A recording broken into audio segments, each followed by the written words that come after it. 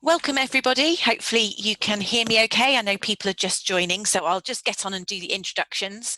I'm not sure whether you're having your lunch, but feel free to munch away because we're going to put everybody on mute. There's quite a lot of participants in the meeting, so we'll mute you, but please do be prepared to be interactive. If you've joined me on a webinar before, I really do like to use the chat and the polls as much as possible so that we can feel a little bit joined up.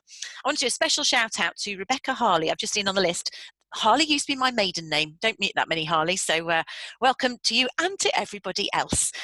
If you've come in on the chat, you can actually change your name if you come in with a sort of something that isn't a familiar name. The reason I say that is when you do chat, I might use your name to say hello or whoever it is. So sometimes when you join Google, it puts in a sort of cryptic name, so do feel free. Oh, hi Mike, thank you for getting things going. Mike from the Wirral, he's saying hello, and everyone do feel free to chat away. Now what I will do though is I will try and ignore the chat and come in and out of it, otherwise I'll get completely distracted, so I'll refer back to it here and there. So welcome. This is one of our webinars. We've been running them actively through the last 6 months and a range of topics. If this is your first, then please do feel welcome. Let me introduce myself. My name is Lucinda, and as I say, I've been running these for a while, and now, as always seems to happen, is I have difficulty moving my first slide on, and now I'll probably jump to. My background is learning and development. I'm a psychologist. I'm also the founder and the CEO of Actus Software. So we provide performance and talent management solutions, and essentially a lot of the topics that we're sharing with you would be to do with performance management, talent management. They're not product placement, but they're all around those kind of topics, because that's I guess that's what I know the most about from my background being in organizational development. I also host the HR Uprising Podcast. Please do check it out if you haven't before. And this particular topic, we've started to do webinars which are suitable not just for HR but also for line managers, because not everyone in HR is a line manager, and I suppose line managers are the customers of HR very often, and we know it's a really tricky time to be a line manager. I am also a line manager and I know that too, and with that in mind, this topic is aimed at anybody who manages others, and we have got an ebook that we'll send you out free of charge after this, that we'll just send you out with the links. We've got your email address, and on the HR Uprising podcast, I will be running a series of manager-oriented podcast topics from the 1st of October. So if you want to try and support your line managers, they might find those topics of use and of interest, and we'll let you know about those further. If you're into change, I've also written a book about change, and let's face it, there's lots of that around. It's available on Audible and on Amazon and all sorts of areas. And if you want to know even more about that, we are running a training course. I'll give you some notes on that later if it's of interest. Please feel free to link in with me, and if there's any netball players out to you, we're back to netball this weekend, so I'm very excited about that. So what do we want to cover in this topic? The learning points I hope that we will get out of this topic are talking about the workplace challenges that are arising. It's completely moving feast, isn't it? So how do we maintain focus and performance with where some of you will have a hybrid workforce? We've tried to go into the office this week. It's interesting, and some people came in, some people didn't. It's a whole new set of challenges from lockdown. So what I wanted to do is, as ever, try and make this practical and solution oriented, and use you guys to be part of the solutions. I've come up with some ideas from a bit of research from my own experience, but also let's think about what combined knowledge there is there as well. So let's crack on straight in there with our first poll. Let's get a sense of you. I've got people from Uganda, Cardiff, Oxford, all over the place. And interested, all over the country. We've got the Wirral, we've got York. What is the position for you guys? And I think Helen's going to put the poll up for me. What are you guys? Are you asking people to come back to the office pretty much 100%? Is that the goal as per government suggestion? Or are you expecting people to stay remote pretty much 100%? Are you in a position where some of you are role-related office returns, so some jobs have had to work that way and some are staying separate? Or are you being flexible, creating a sort of hybrid flexible workplace for all, or something totally different? which case that I've not thought of, oh, there's a few something difference, feel free to put those in the chat so we understand what your something different is. So I'll have a look there. So it's looking, I'll let you just keep going. 75% have voted. Just opt for the closest one to you. Interestingly, currently, none of you are forcing everybody 100% back to the office.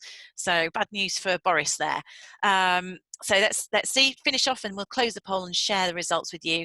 Anyone else going to vote? 80%. Go on, just go for it. And let's see what we're going. So essential access only, says Julie. Personal choice of return to office, says Claire. No pressure to return. Blended, yeah. And that's interesting to keep the culture in taste. So that will link into what Kaylee's saying. You can all read the chat as well, can't you? So I don't need to read those out. So you can see that most of you are going for this hybrid, flexible for all return. We are recording this, by the way, so we can provide you with this. Although, my guys, if you can just take screenshots of these, because I know sometimes it's harder to get the screenshots afterwards, because it's useful for us to refer back to this. So yes, and actually that's what we are doing in our role. We are doing this hybrid, flexible approach on there. Want people to be able to interact a little bit, but we're not going to force people to come in every day, because actually we can be productive, if not more productive, at home, which is the really interesting thing that I think at the start many organisations were a bit fearful about, whether you could actually be functional and productive at home. Okay, so I'll just move the poll results. I'm hoping that that's moved for you guys. This is my question then to you. With these new ways of working, we're now out of lockdown. The kids are back to school largely, although we are aware that there might be new changes happening as of Monday. Are there any other challenges that you've come up with in these new ways of working? I have done some thinking, which I'll share on my next slide, but I'm really interested to hear from you guys. What are you finding is hard, or are you concerned about as we move into this sort of 50-50 approach? Any challenges that you're happy to share on the chat there? So communication, says Marta, you have to chase some people. I've noticed, it's interesting, it's almost got busy again. People's diaries, we went from you being able to get people on things because they were all remotely to suddenly everyone's busy. Jackie's saying maybe a bit of isolation and not being involved in decision making. Yes, you've got to work harder. There's none of that incidental stuff there. Social interaction between teams. So yes, so making sure that we are getting that collaboration. Too many meetings. Yeah, suddenly we've gone meeting crazy again, haven't we? There. Maybe breakdown of culture, that's a concern there. Miscommunication, some social interaction, not everything work focused, we've got here. So, and technology challenges, being able to use things. Yeah, we've all had to learn new skills, haven't we? So feel free to do that. There's been a bit of internet stuff going on well lately. I don't know if you guys have found that. I've seen that sound and stuff, whereas it seemed to be doing better. So these are some of the ideas that I came up with. Let's see whether if anyone's got something different. Some people are under the radar. Yeah, so actually people are not visible potentially. Is there a risk of that going on? What's going on with them? Are they disengaged? Are they, is there a well-being issue? Are they not being productive? So I certainly think there is less informal interaction and potential information sharing. So that can be a risk with productivity. We've had to set up in our organisation much more virtual cross-collaboration conversations. The interesting thing is I question whether that was happening before. Maybe we just didn't have information, but you felt like you were having that interaction because people were saying hello. I don't know. Was it happening before? That maybe this is the radar thing. Is there a little bit less visibility of inputs? And I'm saying inputs, which is interesting, as in presenteeism. Does that mean that people are not being productive? Not necessarily, but it's weird not seeing what's going on. You wonder what's going on. So if it's not overtly, if we don't have those structures to communicate what we're doing, then that's harder, isn't it? I think there is a risk of isolation and lack of a sense of belonging, people being at an arm's length. So how can we think of doing that more virtually? Because does that still, even so, if we're having that, it doesn't necessarily mean it's worth going into London or wherever, or sitting on the M25, M4 for hours on end. I think, and one of the things that I've been concerned about going into autumn and monotony and people just actually being just stuck to their desk all day and being less productive, doing the hours, but because you're not even traveling somewhere or walking to the shop for lunch, you know, that potentially that kind of lack of energy going on there. So you can read the rest. Those are some of the concerns that I think are going on. And then if you do occasionally go into the office, it feels so weird and things are not set up properly, which is quite weird. So I'm just looking at some of those. Lack of instant feedback and support. Yeah, you can't just ask someone just, oh, could you help me? It feels harder to do that. So people might be struggling remotely, not wanting to ask for help. And then I think if you have got people going back in, there are also challenges for people who are back in there. Just because they're going back in, there's not necessarily the informal interaction with the right people, because people are going in different weeks. Maybe we're going in bubbles. There's anxiety. It feels weird if you've not got a one-way system around your office, or can you go and get a coffee? So it is still difficult. And actually we had this yesterday in our organisation, in that we've got used to being able to just jump on a call and you've got privacy at home, and actually back in the office you might not be able to jump on a call and not disrupt other people, and there's a delay if you've got to go and get office meeting space. So there's a sort of, there are challenges on both sides, aren't there? So it's still a whole bunch of challenges for us all. So looking at these, and thank you for those who are sharing in the chat. I'll look at those while I put the next poll up as well. I've categorized, I think most of the things that you're putting in the chat I've put into these here. We'll put another poll up here. I'm wondering, of the top 3, if you had to choose 3, and again, when I use these polls, I do use these to try and populate future webinars, ideally with some solutions of them. So you can choose 3 now of these. Do you see the next challenges that we've got to think about? Do you think it's going to be difficult to manage, I don't know, certain processes, whether it's induction or training or those sort of things? Do you think that's going to be a key challenge? Informal collaboration, which we talked about, meaning that we're not going to be as creative or share key information. What about disjointed availability? Hard to get hold of people because people are working different days, or you can't get hold of them. That sort of, because they're interacting in bubbles, you can't get them. Productivity, do you think people are not going to be as productive if we carry on like this because they can't sustain it? Lack of team ethos because we don't feel part of something, the belonging is missing. And then that's linked to, so that's more of a team spirit. And then culture, do you think this is going to affect culture, which then might knock on to loyalty? Do you think, okay, admittedly, it's a buyer's market at the moment in terms of recruitment because there's lots of people sadly have lost their jobs, but long term, do you think the talent loyalty might be gone because they don't feel part of something? Or do you see the other issue? Do you think people are not going to get their career progression and opportunities because you can't see people, they're not visible now so obviously as they were in the office? So choose your top 3, and again, if I've missed something, feel free. COVID security issues, keeping to, yes, Fiji, that is true, isn't it? That's yes, trying to keep on top of it. Talking of going back to netball, my word, there's so many rules. It's been modified massively to do that. Yeah, so you haven't got IT, Julie, I know. So some of those things have been taken home. We need to, as an organisation, we need more monitors because we've let people take things home. Training. Facilitation is difficult remotely, isn't it? I've got to do facilitation next week for 30 people for half a day. That seems really hard. Whereas you could get people around a flip chart in a room and keep their energy up. I'm a bit, well, hopefully I'll do it, but it'll be interesting. So let's share this poll. What have we got there? 74%. Go on quick, guys. I'll get up to 80 and then we'll close it. Choose a few and we'll share with you what your concerns are. It's quite even, I'd say, at the moment, what I'm seeing there. Let's close the poll, Helen, and share what we've got. So the informal collaboration is the biggest concern to you, but there are other practical concerns there. And we've got some ideas that we'll share with you. They're not going to, I mean, let's face it, we're all in this together and we're all coming up with solutions together at the moment, aren't we, for what we do here.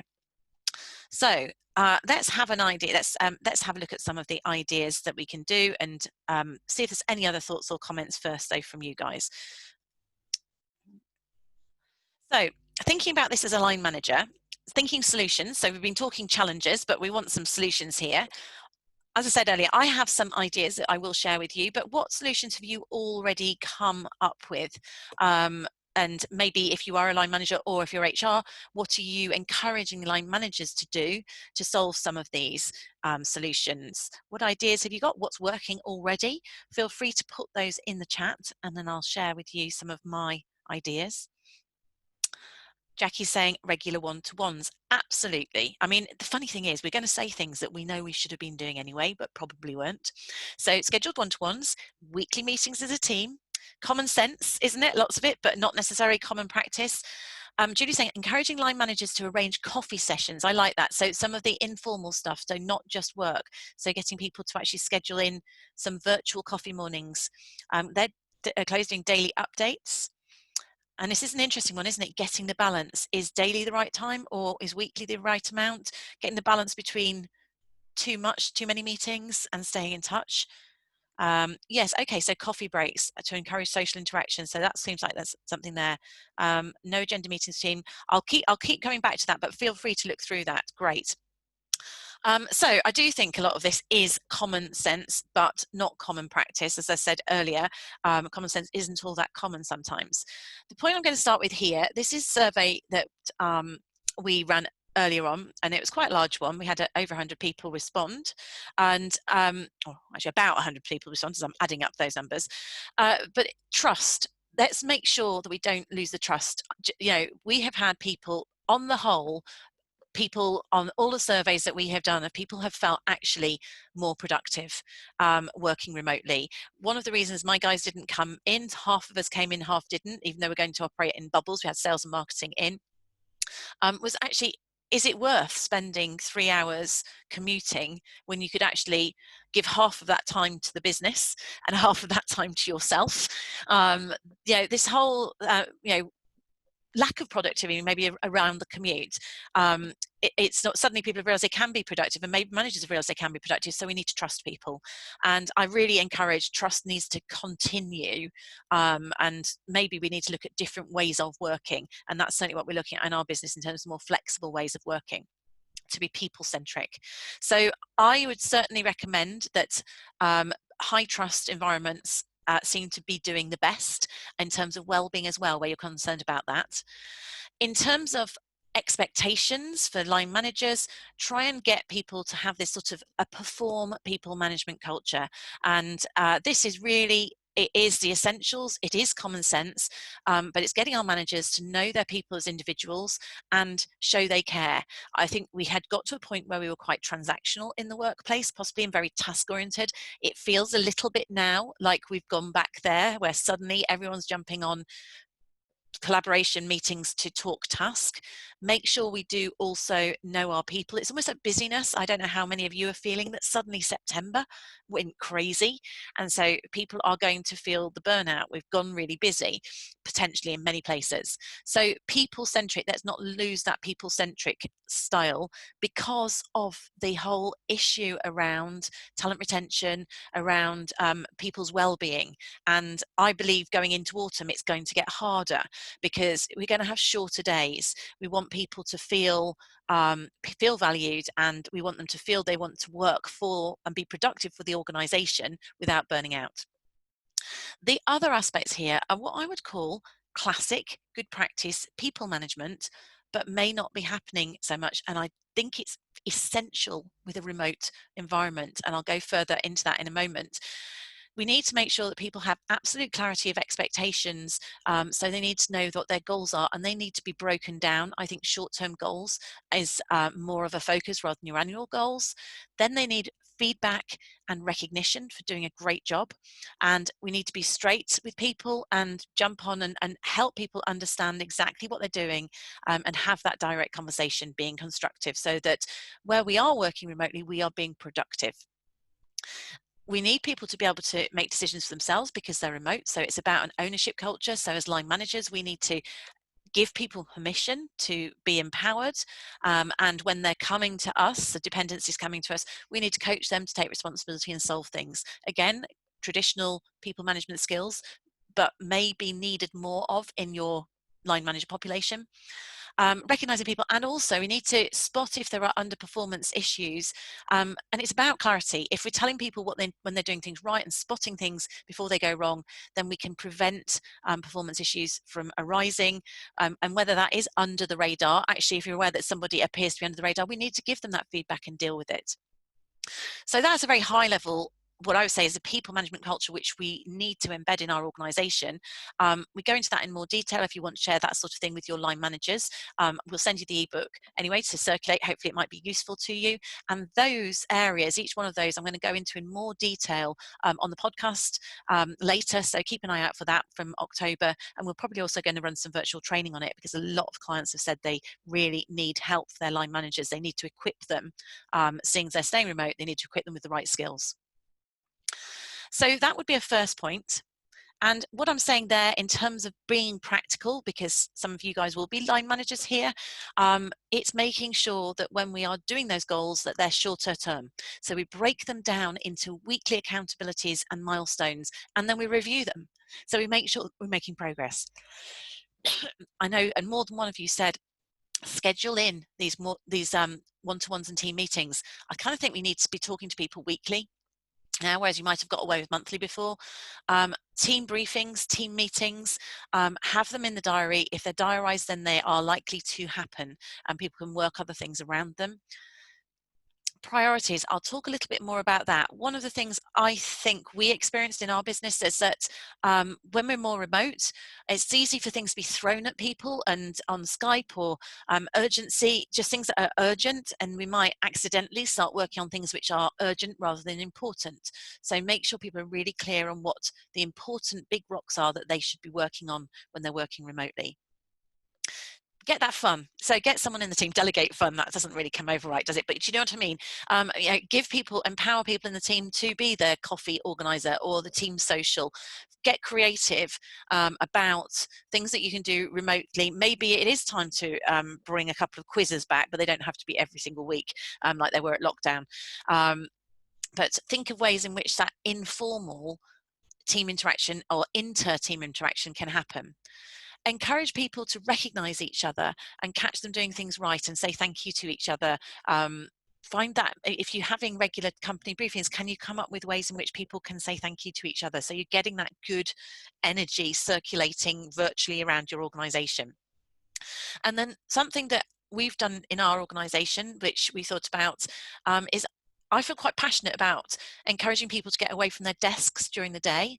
I think once it gets, I tend to walk the dog really first thing in the morning, and I'll be out at sort of 6, and I know it's going to be dark quite soon. And actually at 5:30, we'll get to that point where it's dark at night too. So in theory, you could have people who do not see the light of day if they sit at their desk at home at 9 o'clock in the morning and leave at 5.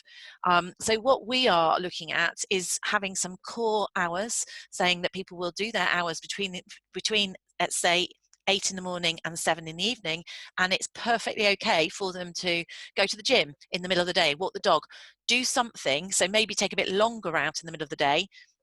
Yeah, you can still schedule things around it, but they get some time back to themselves to recharge, because I think we will burn out again in winter personally. And again, interested if any of you think that. Do you agree or disagree with that? Feel free to put in the chat. But that's something that we're looking at, and it's been very, very positively received so far from our team. This is a quick thing about prioritization. I have actually done an entire webinar on prioritization. Again, maybe we'll link it in here, Helen. And I imagine some of you will have come across this.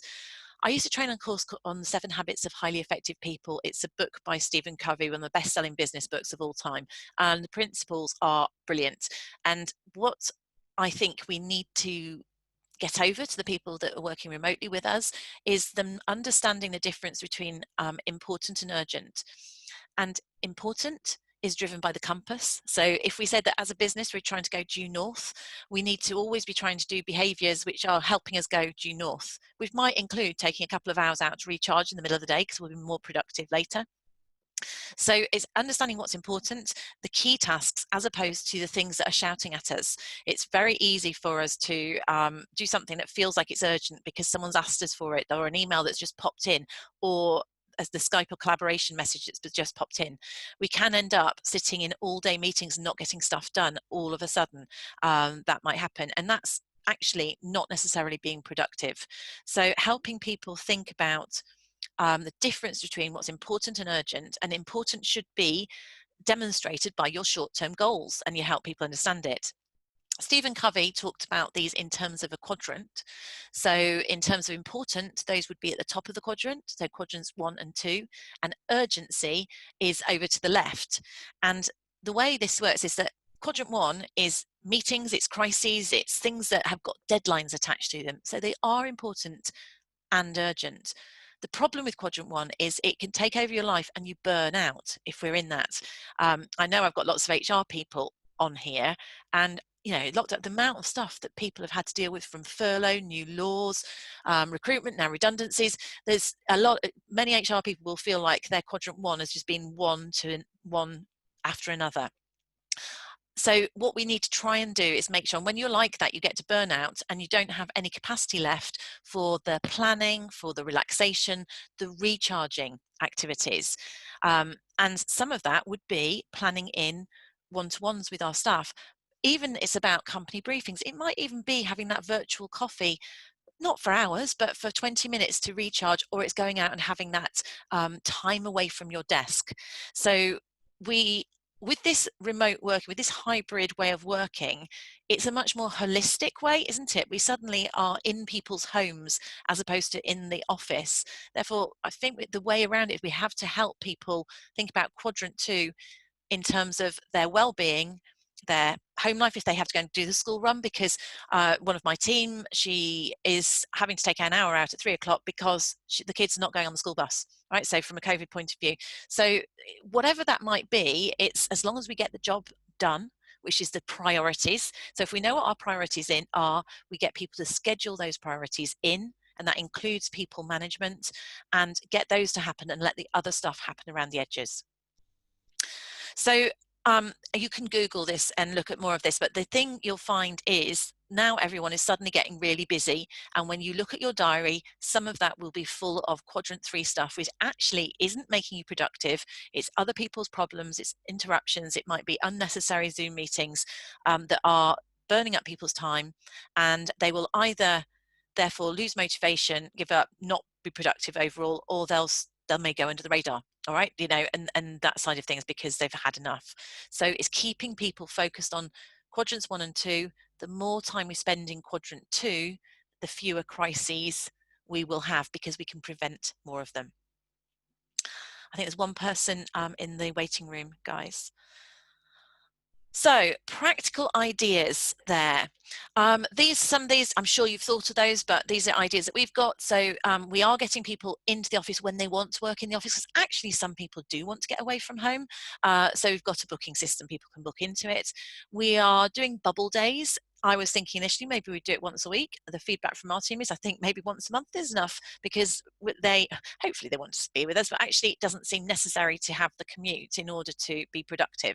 But we will probably do bubble days, so Tuesday sales and marketing, customer engagement might be Thursdays, so that kind of thing happening. Of course, that doesn't solve our cross company type working, so therefore we've got some cross team projects that are going.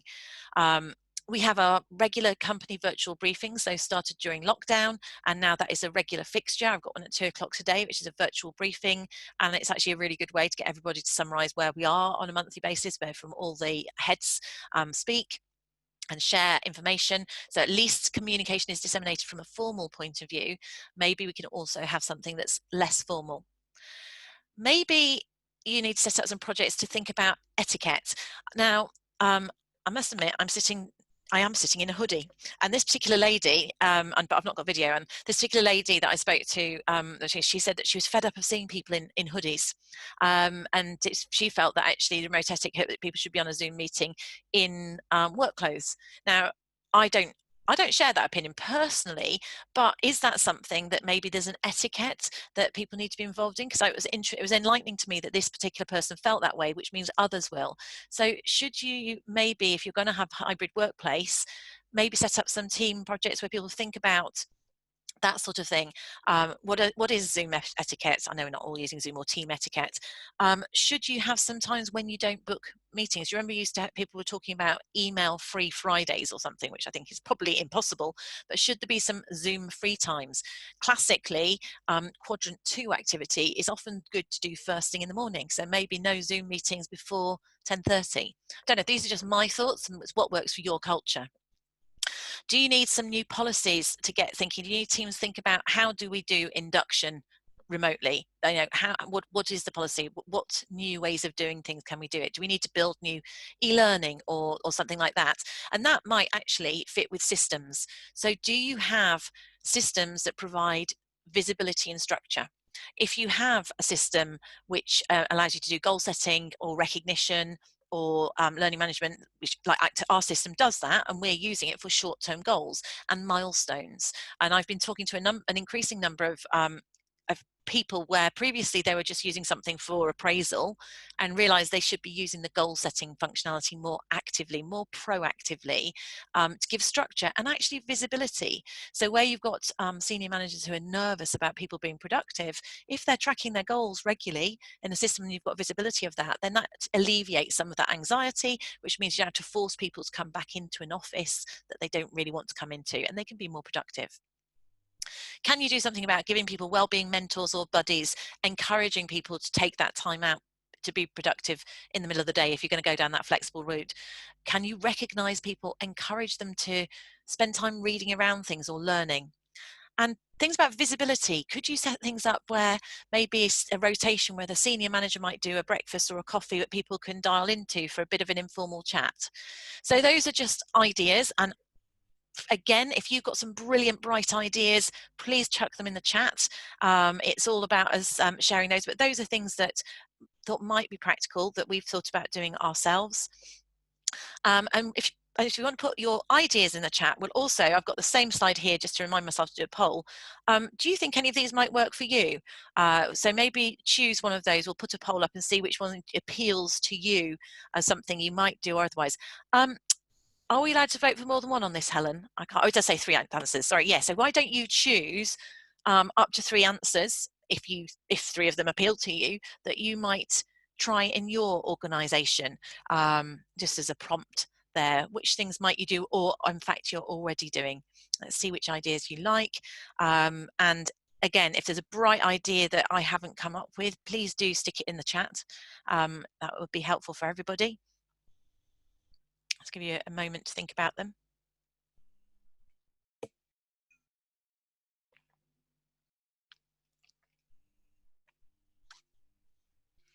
Yeah, Cheryl agrees. It was dull and dark outside. It does. It definitely. Moods. Yeah, the whole sad thing. I think is we need to keep active and keep people energized. Keep going, guys. 68%, nearly up to 70%. Let's see what you're going for in terms of ideas, and any new ideas in the chat. Let me know. Asking you to do too many things at once, aren't I, at the moment? Okay, so well, I'll just count down from 5, and then we'll stop the poll. Office desk booking, you're doing that. So Visio, cross-team projects and company briefings.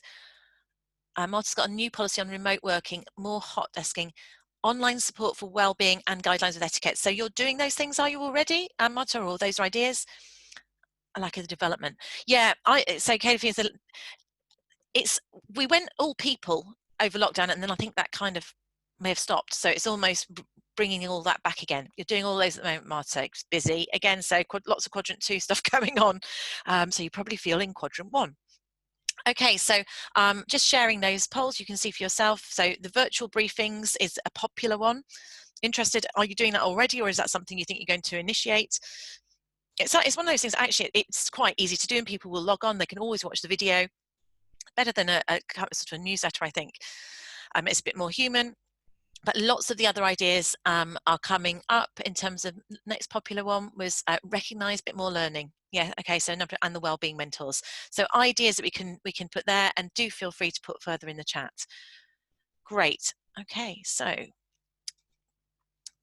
nearly there. So that was my virtual ideas. So it's actually, sorry, that was at the end in terms of my bright ideas. We're seeing what other bright ideas guys have got, which I'm already asking you for. So that's what I wanted to share with you in terms of thoughts and hope that you might be able to take some of that, or maybe it's just giving you confidence that you're doing the right things anyway. We are always trying to evolve our webinars to make them as useful as possible. So if you do have any suggestions for webinar topics that you'd like me to do in the future, I'm really grateful for your suggestions. And so we have got a big calendar of previous ones and a future calendar, which I'll share with you. So just closing down. If any of you want to know more about training, we have still got a 50% introductory discount on our Change Superhero training. So it's available at just £250. It includes 360 feedback, real comprehensive support through training, through change. So, and I'm running it personally, so you'd be very welcome if anyone wants to join me on that Change Superhero program. This is the latest ebook on virtual people and performance management. I really hope it's valuable to people. We'd love your feedback on it. We'll send it to you anyway out when we send out the link to this video. Do share it with your line managers, and let me know if it's helpful to you. It's quite a meaty tome. It's got about 10,000 words in it, so I hope it is valuable to you guys. And these are our future webinars. So the one at the end of the month is more aimed at HR professionals, and then we're going to do practical wellbeing for line managers. That is one that we've run before, but it was so popular. We had about 400 people sign up for it. We're running it again in October. And if you want to look at any of the others, just log into our upcoming webinar schedule, and I think the links are in there. Thanks so much for joining, guys. Really, really great to have you, and I appreciate your feedback in there. If anyone's still there, we'll put a quick poll up just to gather your feedback on whether you found it useful. So Helen will just put the final poll up, but otherwise, thank you so much for joining, and have a great afternoon.